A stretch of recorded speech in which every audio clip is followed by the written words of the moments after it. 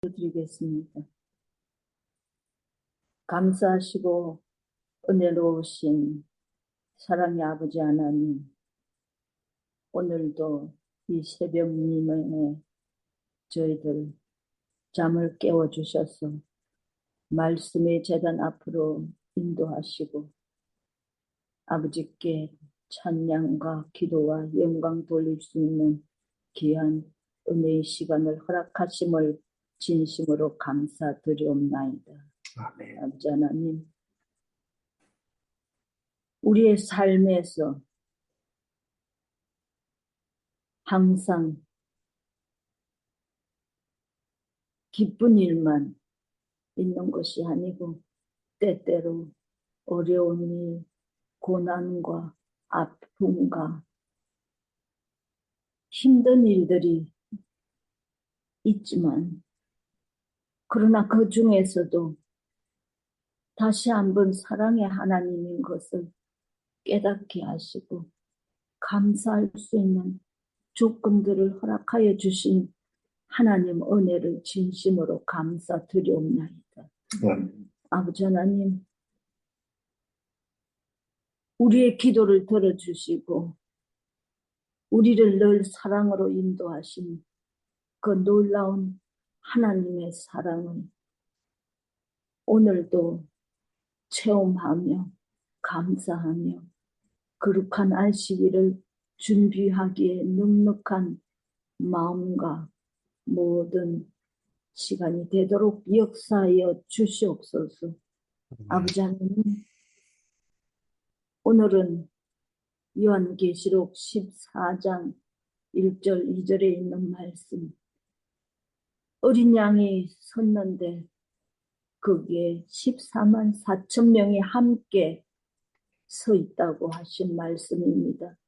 오늘 14만 4천 명에 대한 말씀을 연구할 때 하나님의 종에게 능력을 더하여 주시고, 아멘. 우리는 이 말씀을 받을 때 감사함으로 받으며 새롭게 깨닫고 새롭게 하나님을 발견하는 놀라운 은혜의 시간이 되도록 인도하여 주실 것을 믿고 감사합니다. 아멘. 24만 4천 명은 예수님께서 어디로 인도하든지 예수님을 따라가고 그 이마에 아버지의 이름이 새겨져 있다고 말씀하셨습니다. 아버지 하나님, 항상 우리의 삶에서 아버지 하나님을 기억하고 또한 우리가 아버지 하나님을 아버지라고 부를 수 있는 그 놀라운 특권을 주심에 대해 감사할 수 있도록 역사하여 주시기를 원하옵나이다. 시작하는 시간과 마치는 시간까지 성령 하나님 참석하신 우리 모든 심령마다 역사하여 주실 것을 믿고 감사드리오며, 우리 힐탑교회 성도들 중에 여행 중에 있는 윤 장로님 가족과 영어권에 있는 모든 청년들과 그들의 어린 아기까지, 그리고 우리 나이 많은 가족들 모두를 하나님께서 굽이 걸음마다 인도하시고 보호하시고 이끌어 주실 것을 간구하오며, 사랑과 은혜가 풍성하신 예수님의 이름 받들어 간절히 감사하오며 기도 드리옵나이다. 아멘. 아멘. 예, 감사합니다. 오늘은 드디어 이제 계시록의 중심이라고 할 수 있는 계시록 14장으로 들어오게 되었습니다. 계시록 14장에는 지구 역사의 마지막에 살고 있는 남은 자들의 정체성, 그리고 그들이 전해야 될 기별, 그리고 그들의 사명과 본분이 무엇인지에 관해서 분명히 나타나 있습니다. 계시록 12장부터 14장은 연대순으로 나타내지 않고 사건을 반복 강조하면서 대조시키고 있습니다. 그래서 14장을 이해하기 위해서는 12장과 13장과 대조해보고 그리고 그 부분들을 잘 이해해야 될 것입니다. 14장의 중심 주제는 세상 죄를 지고 가는 하나님의 어린 양이신 예수 그리스도이십니다.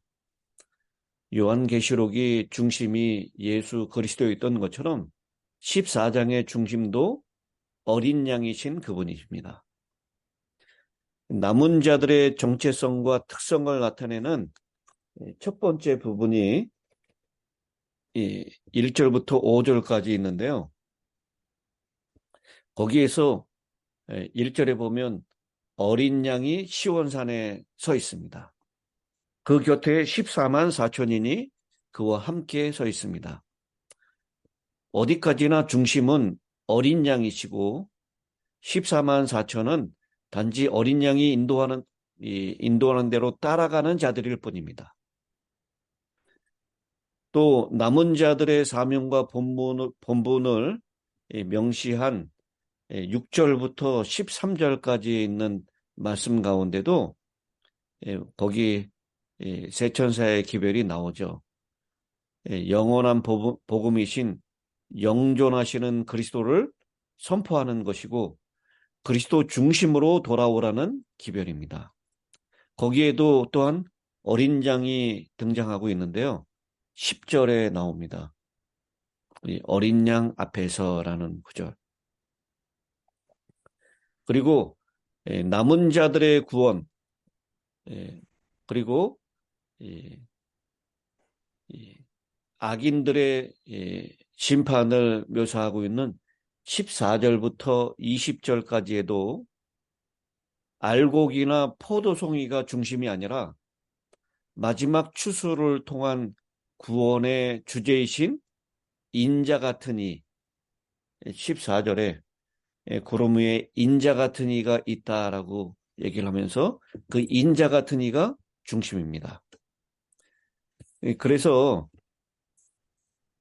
14장의 중심은 천사나 짐승이 아니라 틀림없이 예수 그리스도이십니다. 엘렌 지 화이트는 14장의 주제를 성경 문맥에서 정확하게 통찰하여 예수 그리스도이심을 제시하고 계십니다. 우리 복음 교역자, 교회 증언 이런 말씀에서요. 이렇게 말씀하고 있습니다. 몇몇 분들이 세 천사의 기별을 깡마른 이론으로만 제시해 왔다. 그러나 그 기별 속에는 그리스도가 살아계신 분으로 제시되어야 한다. 우리는 그를 처음이요 마지막인 분으로 다윗의 뿌리요 가지이시며 광명한 새벽별로 스스로 계신 분으로 나타내어야 한다. 교회 증언 6권 20페이지에 있는 말씀입니다. 또한 세 천사의 기별 가운데 가장 위대한 중심 인물이신 예수 그리스도를 빼놓아서는 안 된다. 복음 교역자 156, 157페이지에 있는 말씀입니다. 이렇게 계시록의 중심은 천사나 짐승이 아니고 예수 그리스도이시고 계시록 14장의 중심도 예수 그리스도이심을 알게 됩니다. 우리 전체 문맥을 보면 이 14장이 시간 배열대로 되어 있는 것이 아니다라고 우리가 알 수 있죠. 14장 1절부터 5절 그것은 재림 전입니까? 재림 후입니까? 아니면 재림 때입니까? 14장 1절부터 5절 언제인 것 같아요?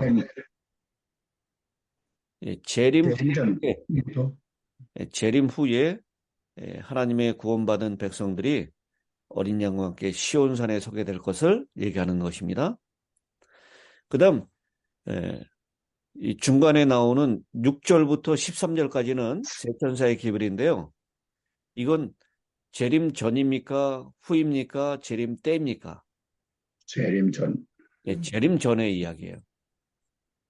그리고 마지막 14절부터 20절까지 나오는 세상 추수의 장면, 이것은 분명히 재림 때에 있을 상황입니다.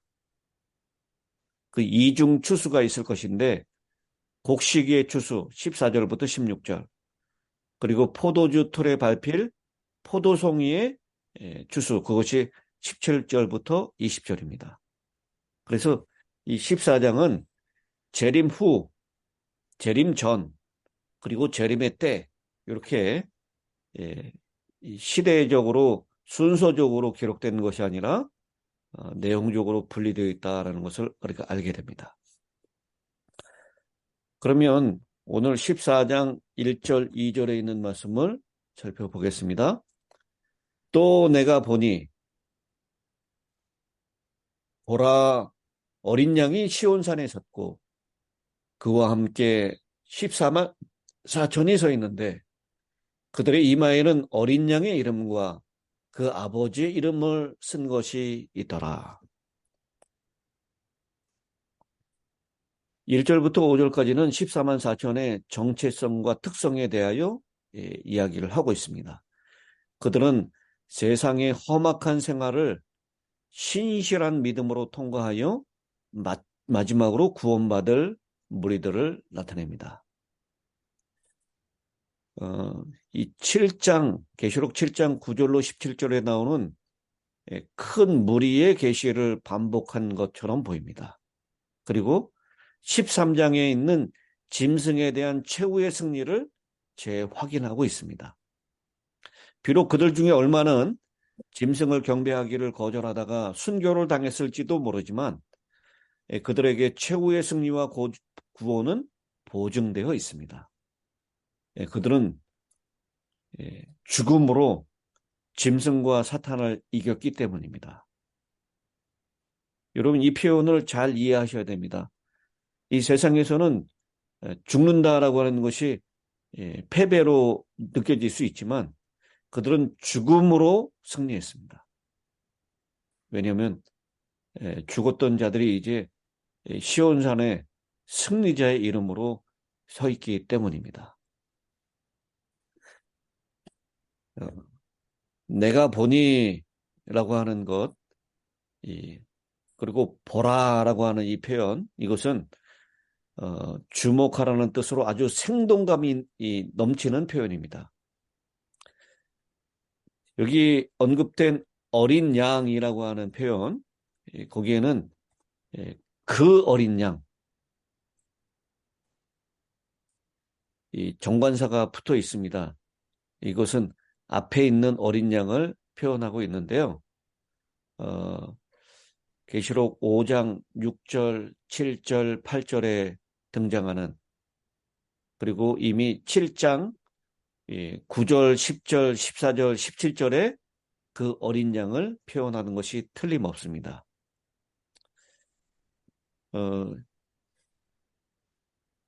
여기에 등장하고 있는 이 어린 양이라고 하는 언어하고 요한복음에 나오는 어린 양의 원어가 좀 다릅니다. 이 14장 1절에 나오는 어린 양은요, 아르니온이라는 이 원어를 사용했고, 요한복음에 등장하는 어린 양은 암노스라고 하는 이 어린 양이라는 원어를 사용했습니다. 그 두 가지가 다른데요.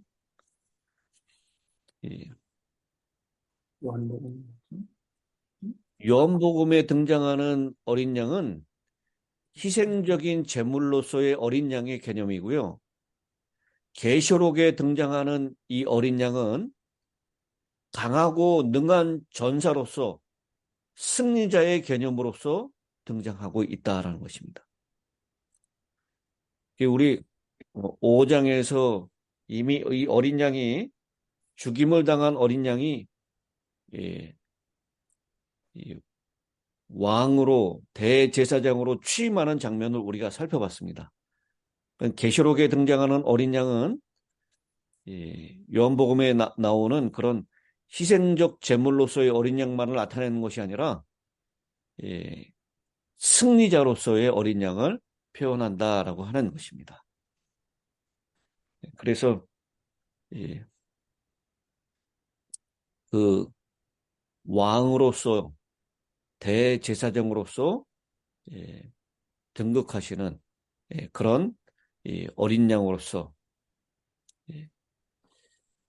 그 이미 우리가 5장에서 공부했듯이 그 앞에서 구원을 받은 24장로들하고 내 생물이 찬양하는 소리를 듣죠. 계시록에 출현한 어린 양은 만군의 지도자요 땅의 충성스러운 백성들의 지도자이므로 결코 이 연약한 양이 아니다라고 하는 것입니다. 그래서 그 7중 찬양, 계시록 5장 8절로 10절에 나오는 능력과 부와 지혜와 힘과 존귀와 영광과 찬송을 받으시기에 합당하신 그런 어린 양이다라고 하는 것입니다. 그 어린 양이 어디에 섰다고요? 시온산에 섰다라고 얘기합니다. 이 성경에서 시온산에 대한 해석은 두 가지 해석이 있는데요. 첫째는 14만 4천인이 거할 하늘 새 예루살렘을 표현합니다. 그리고 두 번째는 이 땅에 이루어질 메시아의 천국을 일컫는다라고 얘기합니다. 이 첫 번째, 두 번째 해석 가운데 오늘 이 14장 1절에는 첫 번째 견해가 타당할 것입니다. 구약시대에는 시온산이 예루살렘과 그 성전을 뜻하는 관례적인 이름이었지만 1절은 하늘에 입성한 이후이기 때문에 이 시온산은 구원과 승리를 상징하는 새 예루살렘의 별명입니다. 아멘. 그래서 시온산은 새 하늘과 새 땅에서 그리스도가 영광의 왕국을 통치할 중심지이고요. 거기에 승리자인 어린 양이 그의 구원받은 백성인 14만 4천인과 함께 서 있는 장면을 14장 1절에 묘사하고 있습니다. 그런데요, 여러분 이 14장 1절에 있는 이 장면이 정말 얼마나 감격적인 묘사인지를 우리 이 14만 4천인을 살펴보면 알 수 있습니다. 14만 4천인은요, 방금 전에 13장에 짐승의 사형 명령을 통과한 사람들이에요.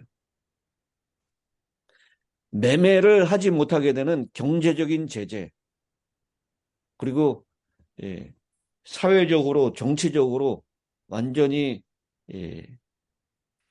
분리되고 죽음의 위협을 통과한, 그리고 일부는 죽음을 경험했었던 그 고난과 역경과 환난을 통과한 그런 사람들이 지금 구원받은 자로 하늘 새 예루살렘에 왕과 대제사장으로 등극한 그 어린 양과 함께 서 있는 감격스러운 장면을 14장 1절은 말씀하고 있는 것입니다. 근데 그 14만 4천은 우리 이미 7장에서 공부를 했기 때문에요. 여기서는 14만 4천을 자세하게 설명하진 않겠습니다. 그런데 그 14만 4천인의 이마에는 뭐가 있다고요? 어린 양의 이름과 어린 양의 이름과 아버지의 이름을 쓴 것이 있다라고 했습니다. 여기 이마에 이름이 있다라는 것은요, 눈에 보이는 표가 아니라 섬기는 대상의 품성을 가지는 것을 상징적으로 묘사한 것입니다. 짐승의 이름이 있으면 짐승의 성품을 가지고 있는 것이고요. 하나님의 이름이 있으면 하나님의 성품을 가지고 있는 것을 상징합니다. 아멘. 우리 신의 성품에 참여하는 자다. 이 베드로후서 1장 4절에 설명하고 있죠. 그래서 이 14만 4천의 이마에 어린 양과 하나님의 이름이 있다라고 하는 것은 바로 예, 예, 하나님의 품성, 예, 네, 하나님의 품성을 품성, 예수의 가지고 품성이 그들의 품성 가운데 있다라고 하는 것이죠.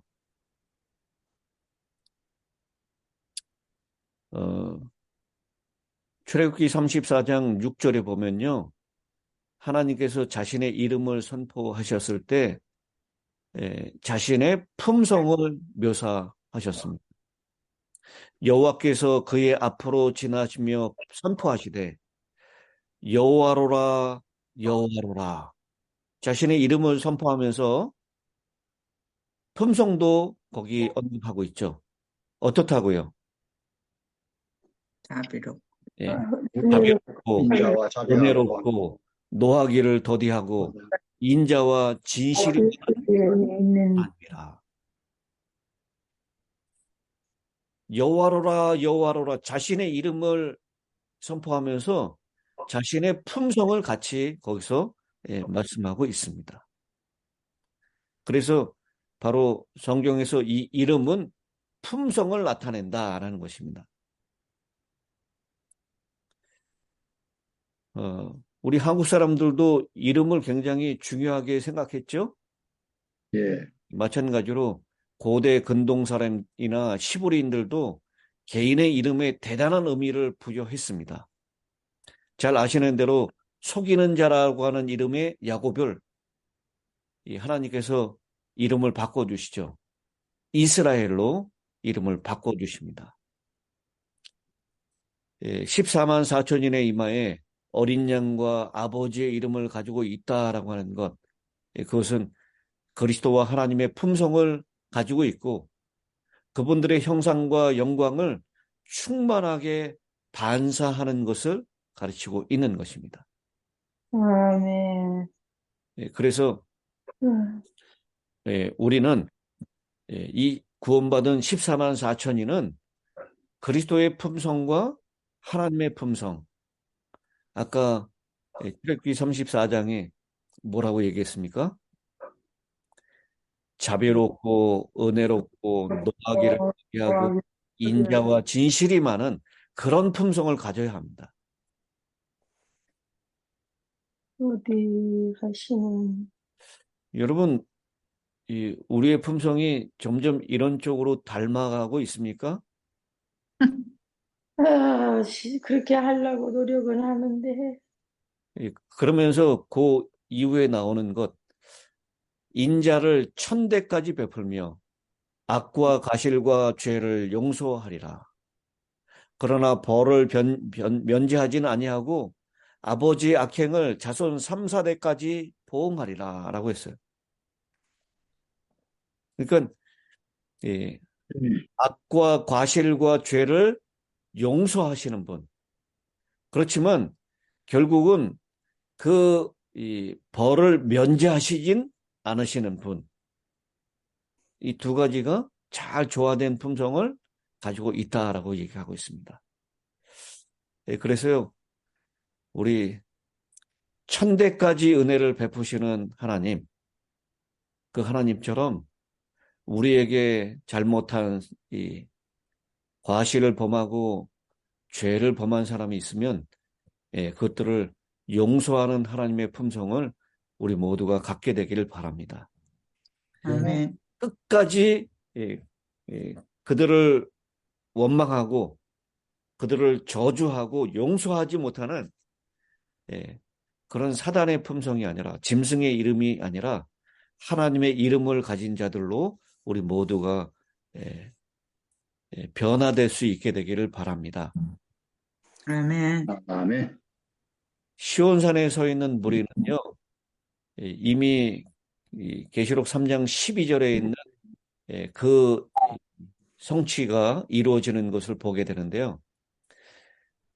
계시록 3장 12절 이기는 자는 내 하나님 성전의 기둥이 되게 하리니 그는 결코 다시 나가지 아니하리라. 내가 하나님의 이름과 하나님의 성 곧 하늘에서 내 아버지께로 내려오는 새 예루살렘의 이름과 나의 새 이름을 그 위에 기록하리라.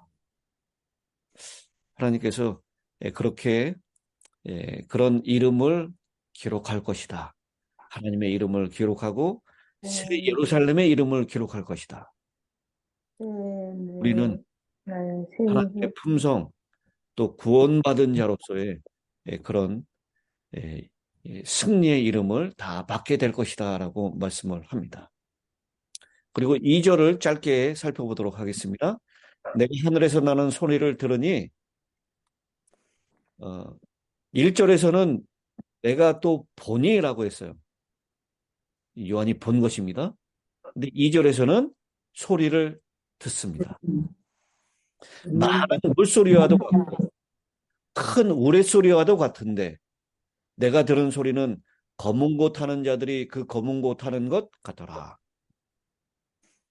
이 요한이 들은 하늘에서 나는 소리는 누구의 소리인지 오늘 이 문맥에는 표현되어 있지 않습니다.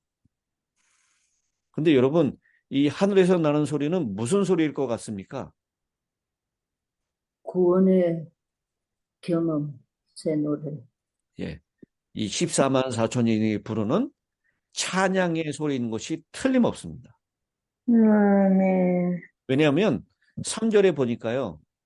그들이 보좌 앞과 네 생물과 장로 앞에서 뭘 부른다고요? 새 노래. 새 노래를 부르니. 그러니까 이 2절에 등장하고 있는 이 들리는 하늘에서 나오는 소리는 이 14만 4천인의 새 노래인 것이 틀림없습니다. 그런데 이 노래소리가 여기 세 가지로 표현을 했어요. 많은 물소리 같다. 그것은 크고 우렁찬 소리 같다라는 것입니다. 이 에스겔은 에스겔 43장 2절에 하나님의 음성도 많은 물소리 같다라고 했습니다. 또 요한복음 1장 15절에 그리스도의 음성이 많은 물소리 같다라고 했습니다. 계시록 19장 6절에 구원받을 성도들이 부를 노래는 많은 물소리와도 같고 큰 우레소리와도 같다라고 그렇게 표현하고 있습니다. 구원받은 사람들의 노래소리가 많은 물소리같이 크고 우렁찬 그런 찬양의 소리일 것이다 라고 요한은 표현한 것입니다. 또 큰 우레소리와도 같다라고 표현했는데요. 위험 있고 장중한 소리라는 것입니다. 계시록 6장 1절에 내 생물의 음성이 우레소리 같다라고 했고요.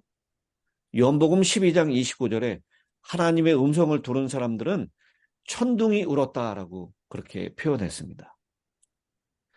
귀를 찢는 듯한 큰 내성과 같은 합창의 우렁찬 소리. 그것은 아마 14만 4천인의 찬양이 절정에 이르렀을 때 나는 소리일 것입니다. 아멘, 아멘, 아멘.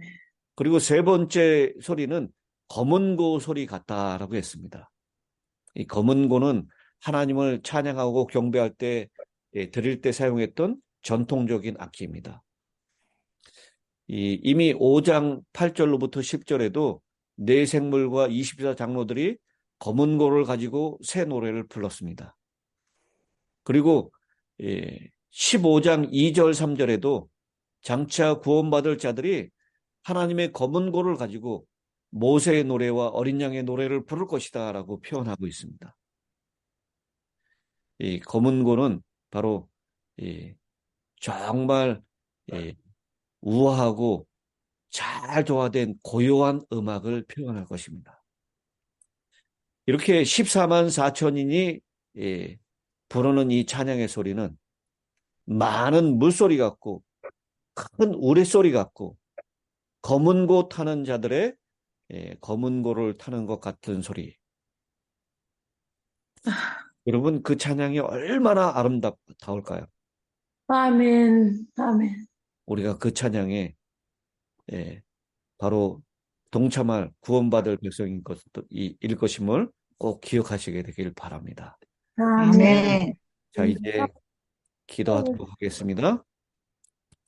하늘에 계시는 자비하신 아버지 하나님, 예, 그 짐승의 온갖 고난과 기만과 죽음의 위협을 통과한 구원받은 14만 4천인이 드디어 하늘 새 예루살렘 시온산에 어린 양과 함께 서는 감격적인 장면을 저희들에게 보여주시니 감사합니다.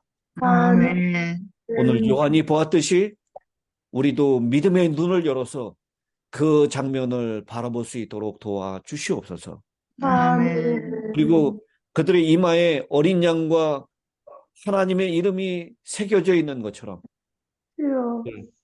우리가 이 땅에서 하나님의 품성을 그렇게 주님과 가까이 교제함으로 그 품성을 이루어 나갈 수 있도록 은혜 허락하여 주시옵소서. 아멘. 아멘. 우리에게 과실과 죄를 저지른 사람들 여기까지. 주님처럼 용서할 수 있는 마음을 허락하여 주시옵시고 아멘. 또 우리가 하나님께로부터 그런 죄와 과실을 용서받았던 것처럼 그들 주여. 또한 용서하는 우리들 되게 하여 주셔서 아멘. 하나님의 회하여 주시오. 용서받게 도와주시오. 은혜 받고 자비롭고 인자한 모습 그렇게 닮아가는 저희들 되게 하여 주시옵소서. 아멘. 또 경험한 사람들만 부를 수 있는 그 새 노래를 그런 장엄하고 또 조화롭고 우화롭게 그렇게 노래할 수 있는 그 찬양대에 우리 모두가 참여할 수 있도록 은혜 허락하여 주시옵소서. 아멘. 하나님의 은혜가 이제 이 안식일을 맞이하는 우리 모든 힐터의 성도님들 몸과 마음과 주변을 잘 준비하여 하늘을 미리 맛볼 수 있는 귀한 안식일이 될 수 있도록 은혜 허락하여 주시옵소서. 아멘.